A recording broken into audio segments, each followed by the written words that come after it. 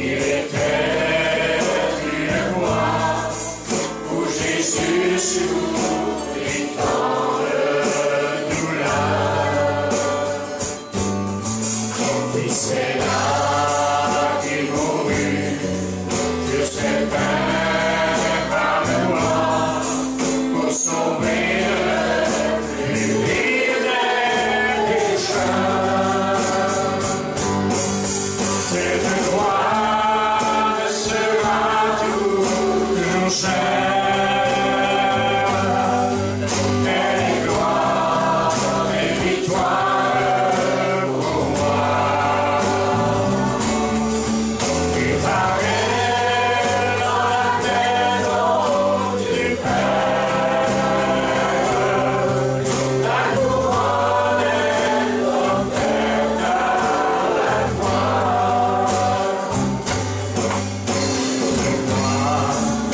Jésus, du monde est rejeté, accorde-moi le plus grand des agrès. C'est l'agneau, mon sauveur apporté, mes fardeaux, mes douleurs, mes forfaits. Cette croix ne sera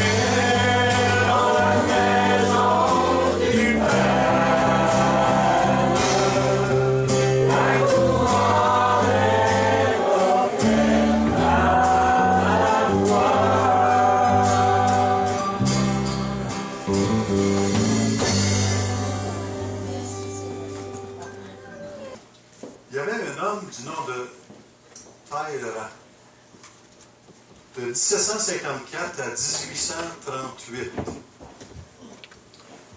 et qui était un homme d'État dans l'État français sous le roi Louis XVIII, et qui a été réputé pour sa conversation,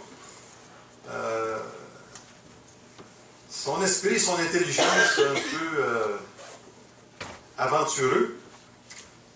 Il était surnommé le diable boiteux parce qu'il souffrait d'un pied beau et il était décrit comme un traître cynique, plein de vices et de corruption. Il a demandé un jour au roi comment il pourrait lancer une nouvelle religion semblable au christianisme. C'était tout un défi. Et le roi a répliqué que ça serait très simple. Il suffirait que tu te fasses crucifier et que tu ressuscites le 3e jour.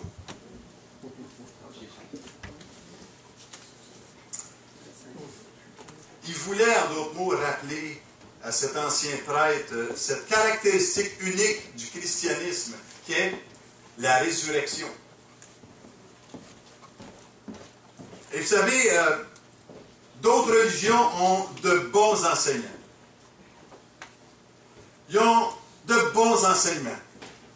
Certains même ont produit des martyrs sous le véritable christianisme. Il y a eu aussi des martyrs. Mais ce qui est merveilleux dans le véritable christianisme, c'est qu'il est fondé sur un Rédempteur qui est mort et ressuscité des morts. Amen.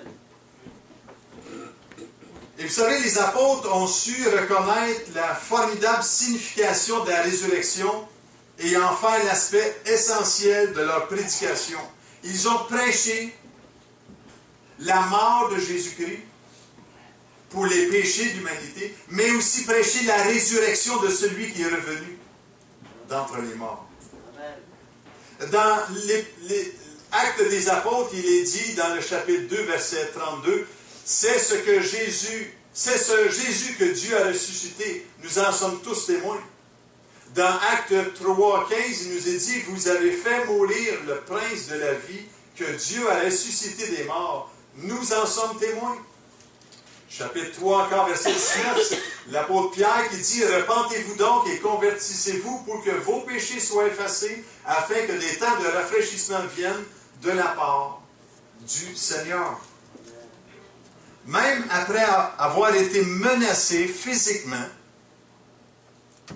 ils ont continué à proclamer le message de la foi en la personne de Jésus-Christ. Et l'Évangile de Luc dira, avec une grande puissance, les apôtres rendaient témoignage de la résurrection du Seigneur Jésus-Christ. Et vous savez, la nature humaine a beaucoup de difficultés à croire la résurrection de Jésus-Christ. Je dirais même que dans notre nature, il est impossible de pouvoir y croire. Ça prend une révélation de la part du Seigneur pour comprendre ce que Christ est venu faire dans ce monde. Et vous savez, Jésus, après sa résurrection, il a reproché vivement aux disciples leur incrédulité. Il a été avec Jésus pendant 3 ans, et l'Évangile de Marc, chapitre 16, versets 9 à 14, il nous a dit, Jésus étant ressuscité le matin du premier jour de la semaine, apparut d'abord à Marie de Magdala, de laquelle il avait chassé 7 démons. Elle alla emporter la nouvelle à ceux qui avaient été avec lui et qui s'affligeaient et pleuraient. Verset 11. Quand ils entendirent qu'il vivait et qu'elle l'avait su, qu'elle l'avait vu, ils ne le crurent point. Après cela, il apparut sous une autre forme à 2 d'entre eux qui étaient en chemin pour aller à la campagne. Ils revinrent l'annoncer aux autres qui ne les crurent pas non plus. Enfin, il apparut aux 11 pendant qu'ils étaient à table. Et il leur reprocha leur incrédulité et la dureté de leur cœur parce qu'ils n'avaient pas cru à ceux qui l'avaient vu ressuscité. Combien sont ceux aujourd'hui qui sont incrédules face à la résurrection?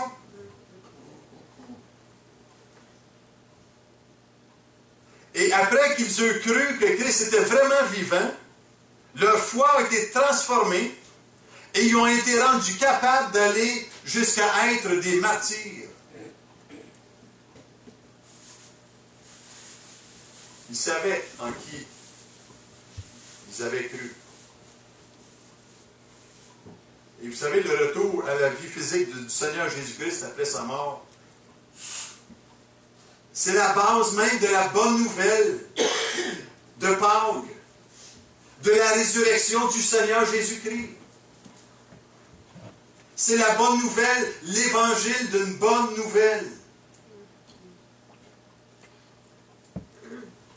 Et sans ce fait glorieux, vous savez, parce que la croix, elle est une croix glorieuse. Sans ce fait historique, notre foi serait absolument vaine, sans vie. Dans 1 Corinthiens chapitre 15, versets 17 et 19, ça dit « Et si Christ n'est pas ressuscité, votre foi est vaine.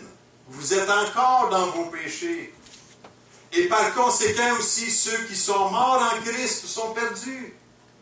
Si c'est dans cette vie seulement que nous espérons en Christ, nous sommes les plus malheureux de tous les hommes. » Wow! Dis-moi ce matin, quel est ton but au juste dans cette vie? Qu'est-ce qui t'anime? Qu'est-ce qui te motive? Qu'est-ce qui te fait grandir spirituellement? Où est-ce qu'est basé le but de ta foi? Pourquoi on investit aujourd'hui tellement dans beaucoup de choses? On passe du temps investi dans ceci, dans cela. On investit de l'argent, de nos biens. Mais est-ce que ton code de conduite, c'est de vivre dans la puissance de la résurrection? Ou vivre par les attraits de ce monde qui sont passagers, et vraiment qui passent très vite? Je ne veux rien enlever, vous savez, aux bons conseils qu'on peut recevoir de personnes autour de nous. Mais l'apôtre Paul, lui, disait ceci, son but à lui, le but de l'apôtre Paul, il l'écrit dans l'Épître aux Philippiens, il dit, mon but est de le connaître, lui, ainsi que la puissance de sa résurrection et la communion de ses souffrances, en devenant conforme à lui dans sa mort, pour parvenir, si possible, à la résurrection d'entre les morts. Et il dit plus loin, je fais tout à cause de l'Évangile afin d'y avoir part. Pourquoi que je fais tout à cause de l'Évangile? Parce que c'est une bonne nouvelle. Jésus est mort afin de ressusciter dans tes morts pour nous donner la vie. S'il serait seulement mort, le christianisme ne serait pas ce qu'il est. Mais il est mort et ressuscité dans tes morts. Et si tu ne vis pas une vie chrétienne passionnante, enrichissante et remplie de l'Esprit Saint, c'est que tu ne vis pas dans la puissance de la résurrection. Tu t'es fait un encadrement religieux sans voir la puissance qui change ta vie. Et Dieu veut te révéler sa puissance.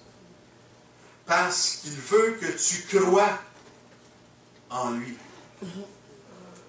Dieu désire ardemment que tu puisses vivre une vie épanouie en lui.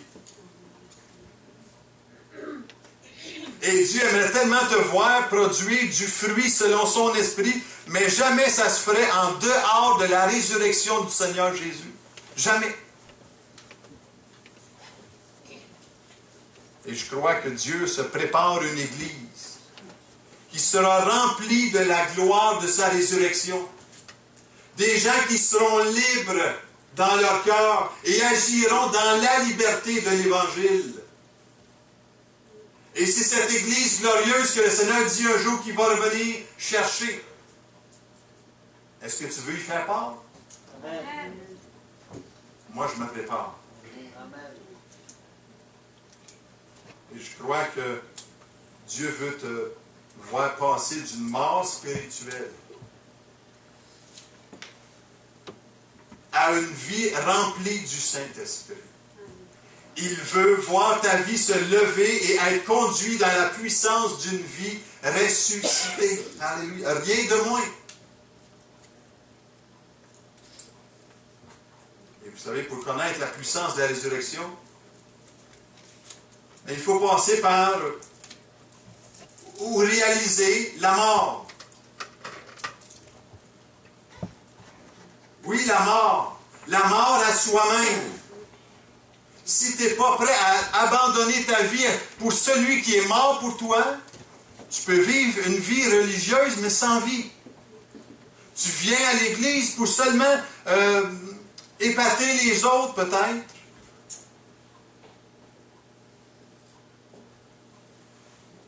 Moi, je sais une chose, c'est que Dieu veut intervenir dans ta vie.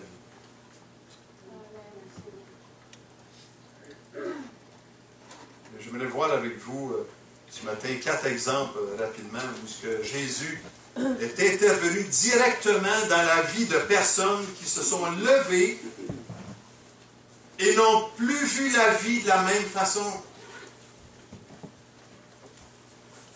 Il est ressuscité. Il est celui qui est la résurrection et la vie, et il peut le faire pour toi aussi aujourd'hui. Alléluia. Mais qu'est-ce que Dieu veut ranimer en toi au juste?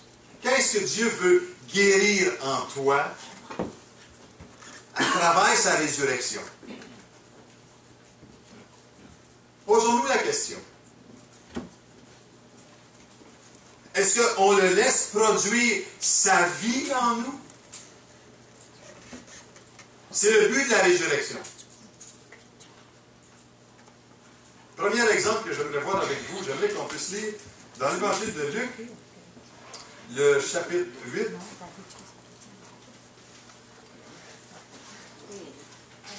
Et le verset 41 et 42. Il dit ceci, et voici, il vint un homme nommé Jairus, qui était chef de la synagogue. Il se jeta à ses pieds et le supplia d'entrer dans sa maison, parce qu'il avait une fille unique d'environ 12 ans, qui se mourait. Pendant que Jésus y allait, il était pressé par la foule. Et là, on voit dans les récits une autre femme qui avait une perte de sang, qui s'est approchée par derrière et qui a été guérie aussi. Mais le verset 49, pour ce qui est de l'histoire de la fille de Jairus, verset 49, il nous dit, comme il parlait encore, survint de chez le chef de la synagogue quelqu'un qui disait, ta fille est morte. N'importune pas le maître. Mais Jésus, ayant entendu cela, dit au chef de la synagogue, ne crains pas, crois seulement, et elle sera sauvée. Lorsqu'il fut arrivé à la maison, il ne permit à personne d'entrer avec lui, si ce n'est à Pierre, à Jean et à Jacques, et au père et à la mère de l'enfant. Tous pleurèrent et se lamentèrent sur elle. Alors Jésus dit, ne pleurez pas, elle n'est pas morte, mais elle dort. Et il se moquait de lui, sachant qu'elle était morte. Mais il la saisit par la main et dit d'une voix forte, enfant, lève-toi. Et son esprit revint en elle. Et à l'instant, elle se leva et Jésus ordonna qu'on lui donne à manger. Les parents de la jeune filles furent dans l'étonnement et il leur recommanda de ne dire à personne ce qui était arrivé. Quel bel épisode. Vous savez, la fille de Jairus s'est levée dans la résurrection, dans une résurrection que Jésus a accomplie, et elle s'est mise à manger. Amen. Vous savez, pour un père, c'est difficile de perdre sa fille unique. Elle avait certainement plein de potentiel dans sa vie, de qualité et un avenir prometteur. C'était une fille unique. Il avait investi beaucoup pour elle. Puis Jésus le savait ça. Et il voulait aller à la suite de cet homme-là pour l'aider, lui et sa fille unique. Quelle nouvelle tragique quand il s'en va sur le chemin. Puis quelqu'un arrive et lui dit, n'importe une pas le maître, ta fille est décédée. Elle est morte. Ça vient comme mettre un lourd fardeau de plus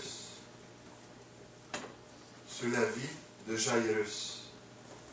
Mais Jésus entend qu'est-ce qui se passe. Il entend et il voit ce que Jairus vit.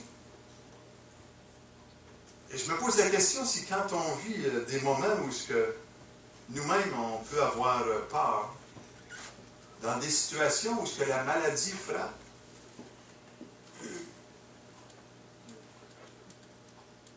moi, je crois que le Seigneur, il entend le besoin. Il entend le cœur. Il entend le cœur des personnes qui vivent des situations aujourd'hui.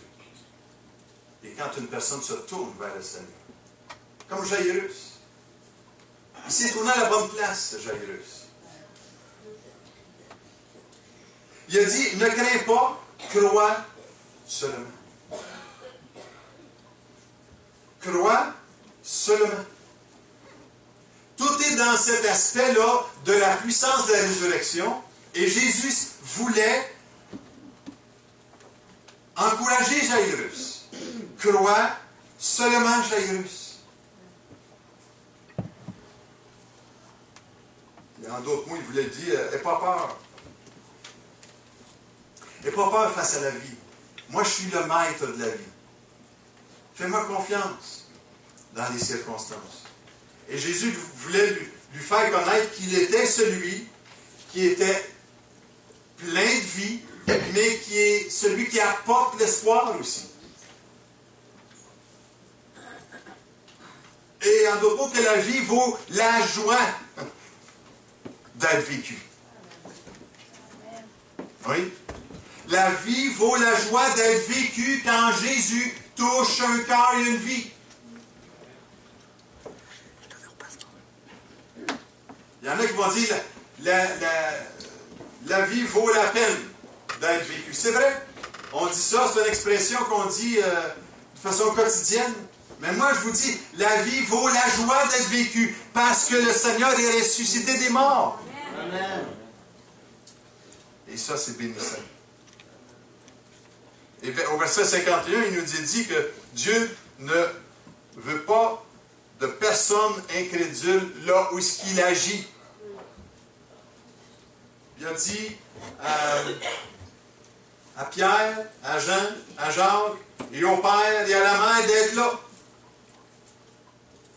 Dans la chambre où est-ce qu'elle était la fille. Sortez toutes les autres.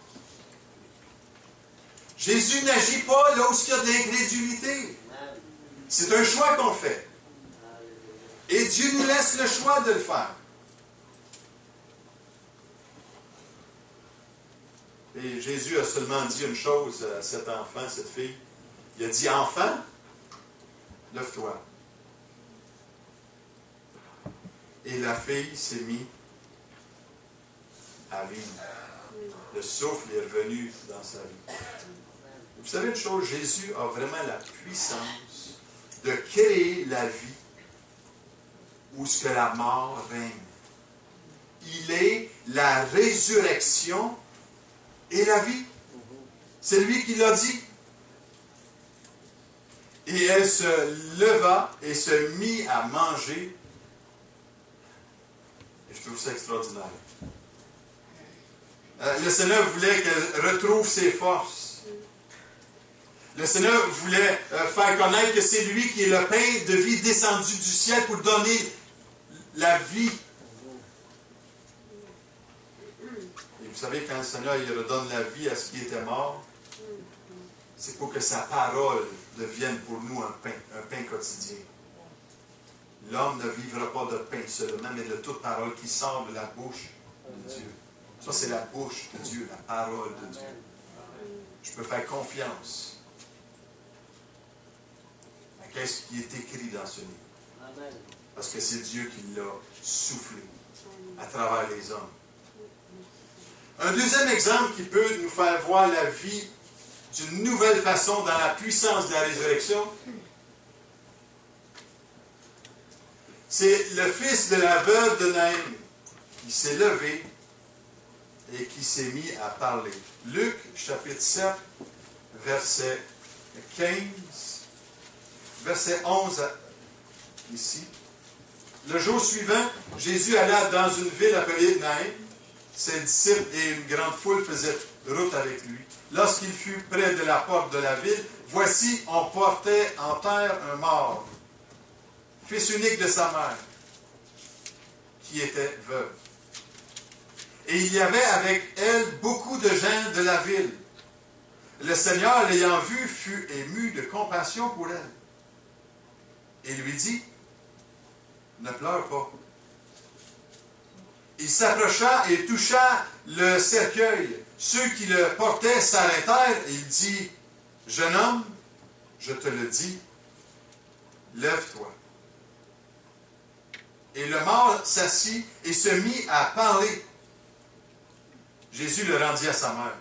Tous furent saisis de crainte et ils glorifiaient Dieu, disant, un grand prophète apparut parmi nous et Dieu a visité son peuple. Un fils unique. Savez-vous qu'est-ce que c'était un fils unique pour une femme dans le temps? C'est un sujet de protection, un moyen d'abondance, un moyen de subsistance. Vous savez, la compassion que Jésus a ici, c'est vraiment un trait de caractère du Seigneur Jésus-Christ, qui lui est plein de compassion, il est plein de grâce pour ceux qui souffrent. Heureux les miséricordieux, le Seigneur a dit dans les béatitudes, car ils obtiendront miséricorde. Et Jésus voulait que le jeune homme parle. Vous savez, parler, c'est s'exprimer. Parler, c'est faire connaître notre opinion. C'est dire à haute voix ce qu'on vit, ce qu'on ressent. Notre bouche nous a été donnée pour exprimer ce qui est dans le fond de notre cœur. Qu'est-ce qui est dans le fond de ton cœur? Ta bouche va parler de l'abondance de ton cœur.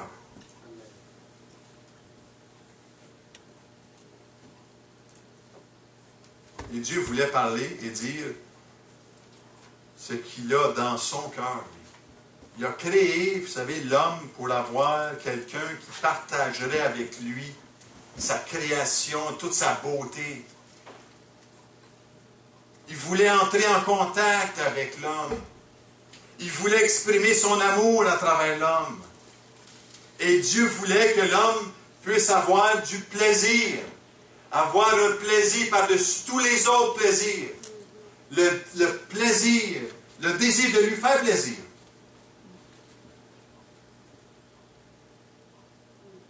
Est-ce que ton désir, c'est de faire plaisir à Dieu? C'est son plus grand désir, tu sais, quand toi, tu prends plaisir en lui. Dans toutes les circonstances que tu peux vivre. Est-ce que tu, lui, rends un plaisir? Est-ce que ta vie est un plaisir pour lui? Est-ce que tu vis, est-ce que c'est un plaisir pour lui? Si tu veux vivre dans la puissance de la résurrection, ça peut être un plaisir pour lui. Sinon, tout ce que tu peux vivre pour toi-même, égoïstement, c'est zéro dans la balance. C'est seulement à travers la puissance de la résurrection que tu peux être vraiment un sujet de plaisir pour le Seigneur. Et il est miséricordieux. Le Créateur, vous savez, avait sur son cœur de créer quelqu'un qui serait libre de lui dire son amour, libre de lui dire ses louanges, libre de lui dire sa reconnaissance. Je suis reconnaissant pour ce que j'ai, Seigneur. Je suis reconnaissant pour la vie. Je suis reconnaissant que tu pourvois mes besoins. Je suis reconnaissant pour mon voisin. Je suis reconnaissant pour les personnes qui prennent soin de moi. Est-ce que tu le dis? Vous pouvez prendre mes paroles ce matin, mais ce qui est important, c'est qu'est-ce que toi, il sort de ta bouche. Qu'est-ce qui sort de ta bouche? Est-ce qu'il sort de ta bouche la réalité d'une foi vivante?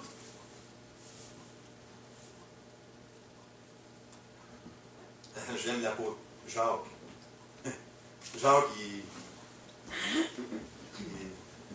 est mordant dans ses déclarations. L'apôtre Jacques, il précise que la langue peut être comme un mâle dans la bouche des chevaux, un gouvernail au gré du pilote, un feu qui peut embraser une forêt. Vous lirez dans Jacques chapitre 3, versets 6, 7 et 8. Quand on voit Jésus, vous savez, qui ressuscite quelqu'un pour qu'il se mette à parler, on peut certainement prendre comme exemple l'homme le plus sage qui a passé dans ce monde, à part le Seigneur Jésus, qui s'appelle Salomon. La Bible dit que c'était l'homme le plus sage qui a passé sur terre, à part le Seigneur. Et j'aimerais peut-être parler quelques petits versets qui sont des proverbes. Et Salomon, il répète souvent que la langue peut détruire ou guérir. Ta langue. Prends pas celle des autres. Ça ne marche pas. C'est la tienne. C'est la tienne que Dieu veut toucher. OK? Il dit ceci. Proverbe, chapitre 12, verset 18. Une personne qui dit n'importe quoi blesse comme une épée. Mais celle qui parle avec sagesse, wow, apporte la guérison. Wow. Apporter la guérison. Est-ce que notre langue blesse les autres? Est-ce que notre langue blesse notre femme? Est-ce que notre langue blesse notre prochain? Ou bien elle est une source de guérison? Tu as le choix. Blesser comme une épée ou guérir comme un onguent. Quand tu es blessé, c'est quoi que tu as besoin? D'une épée pour continuer à couper? Ou un onguent pour guérir? Et c'est ce qui doit sortir de ta bouche. Proverbe, chapitre 15, verset 1. Une réponse douce calme la fureur, mais une parole dure excite la colère. Oh! Vous savez, la douceur, une blessure, je vais dire comme illustration, une blessure que nous pouvons se faire, une blessure qui n'est pas guérie, est exposée à l'infection, n'est-ce pas? Et quand il y a une blessure dans notre vie, dans notre cœur, qui n'est pas guérie, l'amertume va venir, la vengeance va venir, la colère va venir. On ne sera pas bien, l'infection va se mettre dans notre blessure.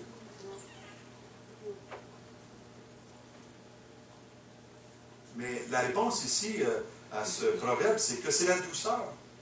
La douceur nous dit ceci, une réponse.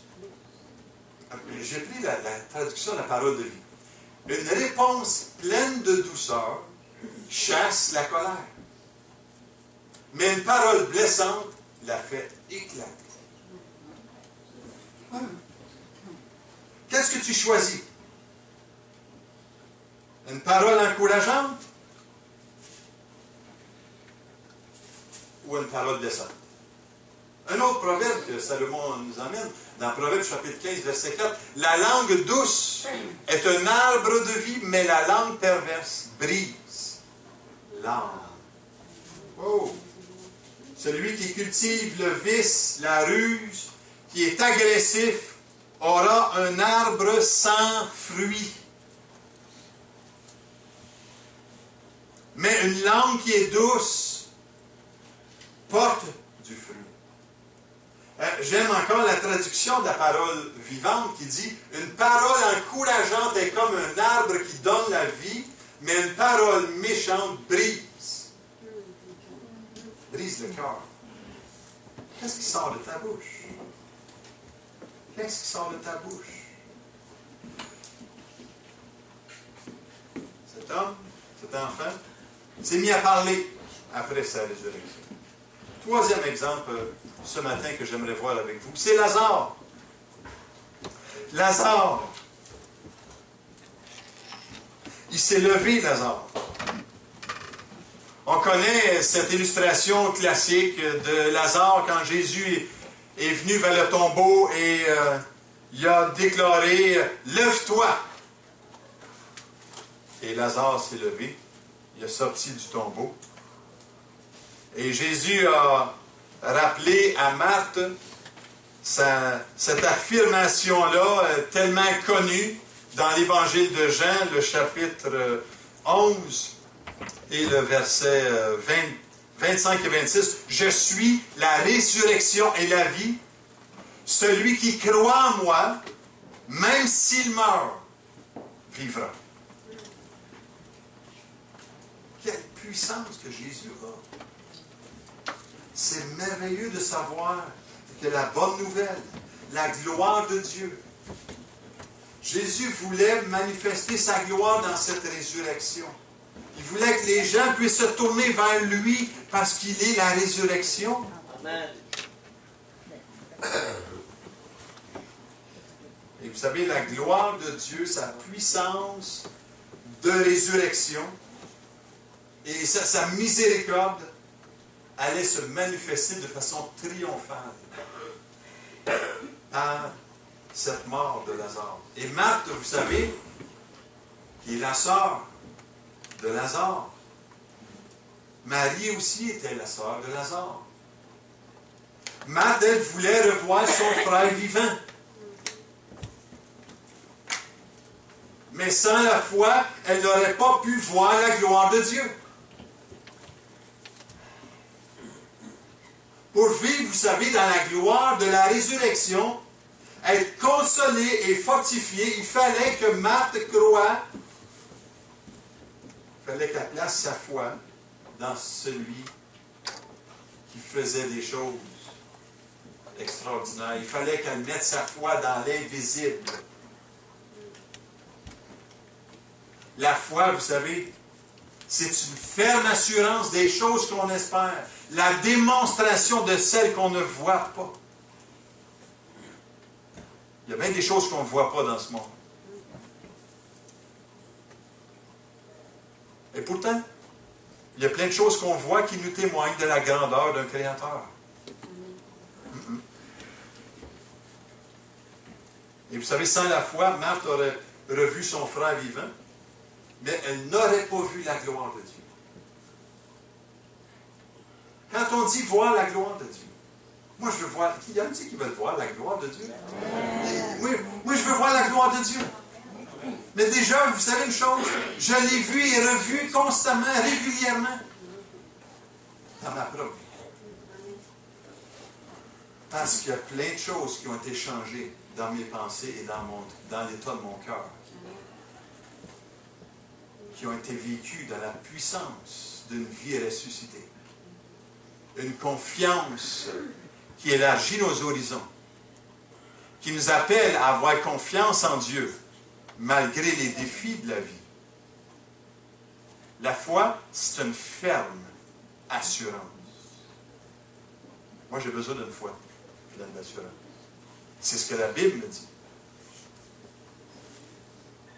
Et vous savez, quand la mort et le deuil frappent nos proches, si nous voulons voir la gloire de Dieu et être consolés dans nos vies, le Fils de Dieu ne demande pas moins de croire pleinement en lui et en lui seul. Éphésiens chapitre 4, verset 1 nous dit, je vous exhorte donc, moi, le prisonnier dans le Seigneur, à marcher d'une manière digne de la vocation qui vous a été adressée. Éphésiens 4, 17, voici donc ce que je dis et ce que je déclare dans le Seigneur, c'est que vous ne devez plus marcher comme les païens qui marchent selon la vanité de leurs pensées. Un autre verset aussi encore, dans 1 Jean chapitre 2, versets 5 et 6, mais l'amour de Dieu est véritablement parfait en celui qui garde sa parole. Par cela, nous savons que nous sommes en lui. Celui qui dit qu'il demeure en lui doit marcher aussi comme il a marché lui-même. Éphésiens 5, 8 à 9. Autrefois, vous étiez ténèbres et maintenant vous êtes lumière dans le Seigneur. Marchez comme des enfants de lumière, car le fruit de la lumière consiste en toutes sortes de bonté, de justice et de vérité. Combien de vérité nous avons besoin de découvrir dans le Seigneur? Marchez. Le Seigneur est venu vers Lazare et il l'a appelé à marcher dans la vie, à continuer à marcher. Oh, certainement que Lazare un jour est décédé de mort peut-être naturelle, on ne sait pas. Mais Jésus mettait le point ici sur l'essence de sa puissance. Sa puissance de résurrection. Et un dernier exemple qui peut nous faire voir la vie d'une nouvelle façon dans la puissance de la résurrection, c'est Dorcas. Dorcas qui, elle, s'est levée pour travailler. Oui, juste pour travailler. Juste pour servir le Seigneur. Et ça nous dit ici dans Actes, et j'aimerais le lire avec vous, Actes chapitre 9, versets 36 à 41.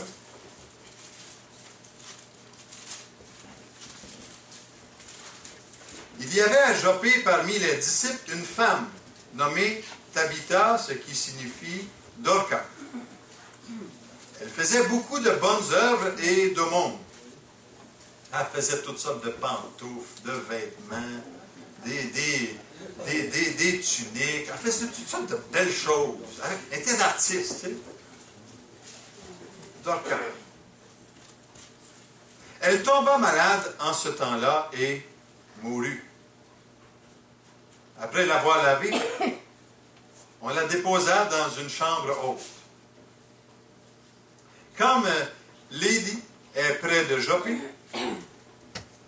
les disciples ayant appris que Pierre s'y trouvait, envoyèrent 2 hommes vers lui pour le prier de venir chez eux sans tarder.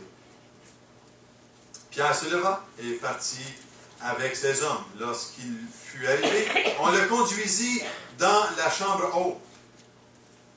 Toutes les veuves l'entourèrent en pleurant et lui montrèrent les tuniques et les vêtements que faisait Dorcas pendant qu'elle était avec elle.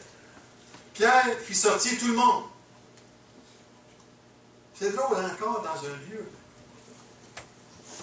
là où il y a de l'incrédulité, Dieu ne peut pas agir. Et là, Pierre, il fait comme son maître. Il a vu faire. Pierre était là quand il a ressuscité la fille de Jairus. Et verset 40. Pierre fit sortir tout le monde, se mit à genoux et pria. Puis, se tournant vers le corps, il dit, Tabitha, lève-toi. Elle ouvrit les yeux, et ayant vu Pierre, elle s'assit. Il lui donna la main, et la fit lever. Il appela ensuite les saints et les veuves et la leur présenta vivante. Ce fut connu de tout Joppé et beaucoup crurent au Seigneur. Vous savez, ici, dans ce texte, ce récit des actes des apôtres, on peut voir que Pierre a produit ce que son maître a vu faire. C'était pas une autre foi, c'était la même foi que le Seigneur avait même dans son propre cœur. Et son travail à lui fut de prier pour que le miracle de Dieu se produise.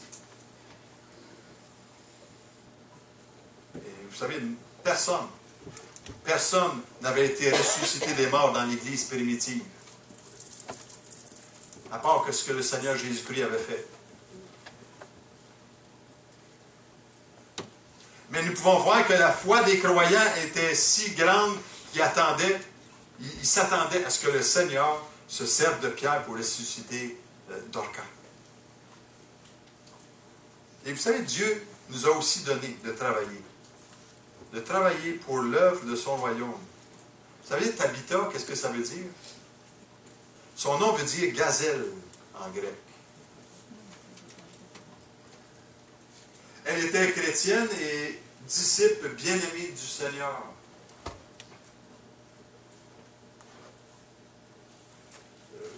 Il y a des textes qui me viennent à l'esprit qui, comme Jésus était avec ses disciples concernant, il leur disait de travailler non pas pour la nourriture qui périt, mais pour celle qui subsiste pour la vie éternelle. On travaille pour beaucoup de choses aujourd'hui. On va essayer de soutirer le plus possible. Et comme vous savez, dans un jardin, y en a-t-il qui cultivent des jardins ici? Quelques personnes qui cultivent des jardins? Pas beaucoup. Il n'y a pas beaucoup de gens qui cultivent. On va à la facile. Mais comme on peut cultiver un jardin, on doit préparer le terrain. Okay? On doit planter, on doit arroser, on doit enlever les mauvaises herbes. C'est un travail personnel de longue haleine, un jardin. Et vous savez une chose, dans notre vie, s'il y a des choses que Dieu a plantées dans notre vie, et qu'on les tient morts, il est important de pouvoir se lever et de laisser le Saint-Esprit arroser ça pour commencer à lui faire confiance dans la puissance de sa résurrection. Et c'est seulement à travers sa puissance, c'est à travers le sacrifice qu'il a accompli sur la croix pour toi et moi, qui fait qu'on peut être dans la vie abondante, qu'on peut vivre la vie, mais dans une vie abondante. Je veux t'encourager ce matin que la fille de Jairus, elle s'est levée parce que Jésus a mis sa main. Et elle s'est mise à manger. Le fils de la veuve de Naïm, lui qui était mort, prêt à mettre en terre, il s'est levé pour parler. Il a parlé certainement d'une autre façon après cet événement dans sa vie. Lazare, lui, il s'est levé pour pouvoir marcher, continuer sa vie en marchant pour le Seigneur. Et Dorcas, elle, s'est levée pour travailler. Je vais te poser une question ce matin en terminant. Est-ce que ta vie reflète une vie remplie de la puissance de la résurrection? Est-ce que ta vie reflète ce que Christ est venu souffrir sur une croix, être monté sur une croix, qui a été attaché à cette croix pour toi? Il a subi la condamnation sur ses épaules à cause de tes fautes et de tes péchés. Et les disciples étaient désespérés quand ce jour du vendredi, Jésus est décédé. Jésus est mort sur une croix. Ils étaient désespérés. Ils avaient perdu leur maître. Celui qui avait mis leur foi 3 années de fil, ils avaient suivi qu'est-ce qu'il avait fait. Mais voilà que le bon dimanche matin, il y a des femmes qui se sont rendues au tombeau, puis ont découvert que la pierre était roulée. Et c'est fait historique. C'est certainement pas une légende. C'est écrit. Il y avait des témoins. Mais ma question un matin, est-ce que ta vie reflète une vie remplie, une vie transformée, une vie libérée? Moi, je veux t'encourager. J'aimerais inviter, en terminant, Abby à se préparer pour le chant. Mais avant, est-ce que tu as la vidéo qu'on pourrait regarder? Les gens vont pouvoir visionner la vidéo sur la résurrection de Jésus, qui est un fait historique. Et je vais laisser Abby pouvoir partager un chant. Vous savez, ce matin, dans ce dimanche particulier, Dieu veut te tendre la main. Il veut te tendre la main et tout dépend de ta foi. Si toi, tu décides de mettre ta main dans la sienne et de voir que parfois, on dirait que la mort se manifeste tellement, les problèmes se manifestent tellement, la souffrance se manifeste tellement. Si tu viens à Jésus, si tu lui donnes ta vie, si tu lui fais confiance, un miracle peut arriver dans ta vie. Une libération peut arriver dans ta vie. Et j'aimerais peut-être prier ce matin avant d'aller dans ce chant. Et on va terminer avec ce chant aujourd'hui que Abigail va nous amener. J'aimerais qu'on puisse prier ensemble. Seigneur Dieu, merci aujourd'hui pour cette journée merveilleuse. Merci Seigneur que tu es un Dieu qui s'est manifesté dans notre histoire. Tu es celui qui dit être le chemin, la vérité et la vie. Et je le crois. Et tu es venu accomplir sur cette croix le sacrifice de ta vie. Tu as pris, Seigneur, sur tes épaules, Seigneur, ce qui était mort en moi. Et Seigneur, le péché qui me rend captif de mes propres fautes. Seigneur, tu as pris sur la croix mes fautes, nos fautes. Et ce matin, je vais te les donner. Pardonne-moi, Seigneur. Pardonne-moi, Seigneur. Je veux m'approcher de toi. Je veux tendre ma main, Seigneur, par la foi. À toi qui es pas seulement mort pour mes fautes, mais tu es ressuscité pour me donner la vie dans l'âme. Viens à mon aide, Seigneur. Viens à mon aide, Seigneur. Libère-moi, Seigneur, afin que mes yeux s'ouvrent et que ma vie témoigne de ton amour, Seigneur. Aide-moi. J'en ai besoin.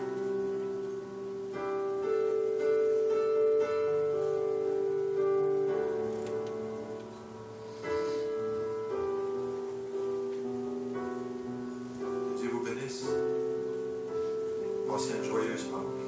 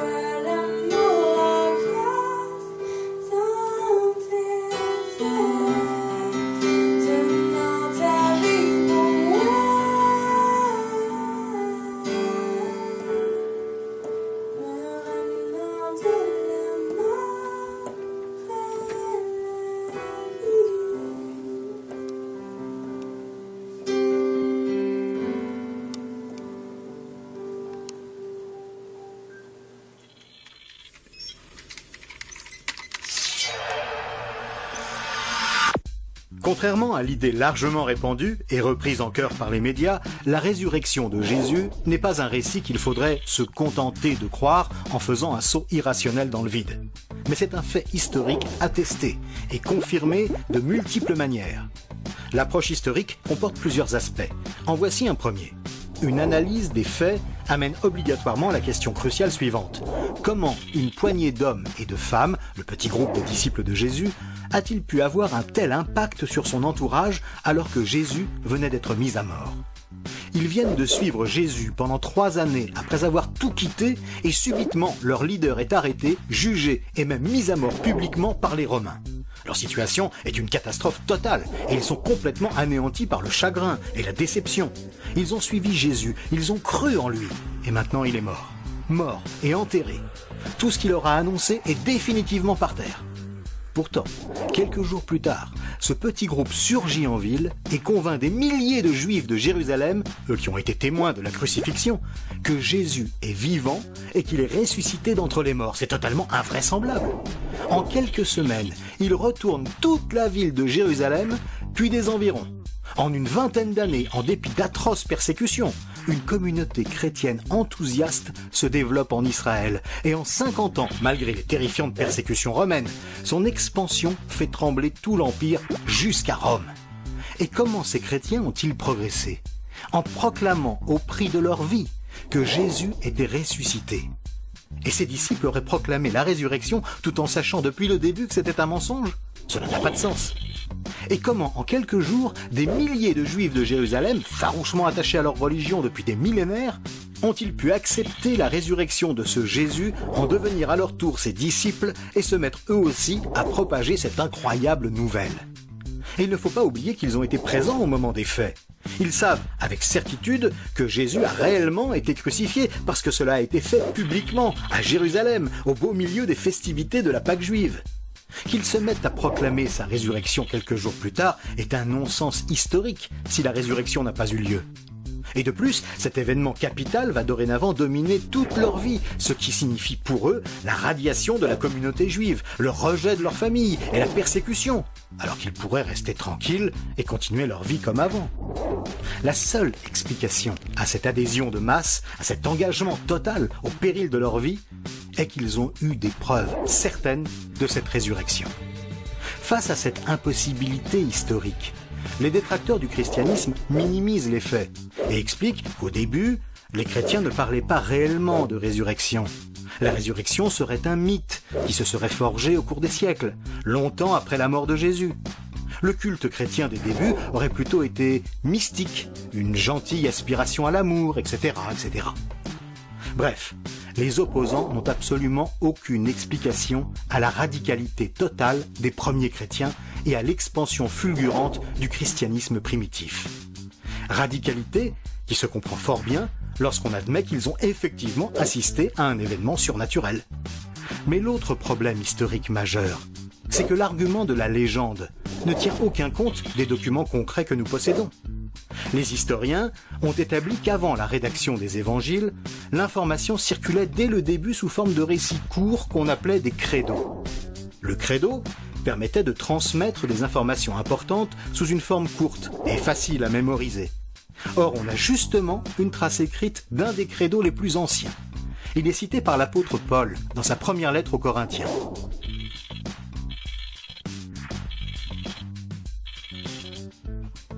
Les experts ont établi que Paul l'a probablement reçu de Jacques et Pierre, disciples de Jésus, lorsqu'il les a visités à Jérusalem 3 ans après sa propre conversion.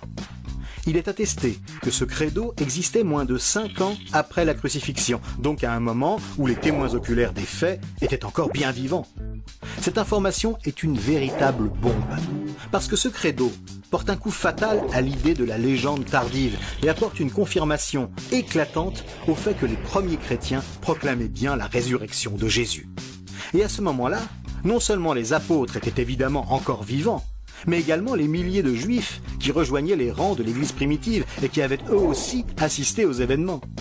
Colporter une histoire inventée quand les témoins oculaires des faits sont encore vivants est tout simplement impossible.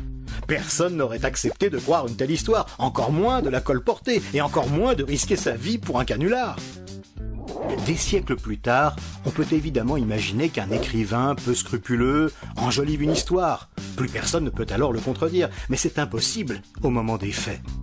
On a donc bien une preuve, au sens historique du terme, que les premiers chrétiens proclamaient effectivement la résurrection de Jésus. Il en est de même pour les Actes des Apôtres, un autre livre biblique qui relate les premières années du christianisme. C'est un livre précis, comportant de nombreux détails attestés par les historiens, qui contient lui aussi des extraits de sermons publics des tout premiers disciples. Il confirme lui aussi que les chrétiens proclamaient dès le début la résurrection de Jésus comme un fait, et même un signe essentiel confirmant le christianisme.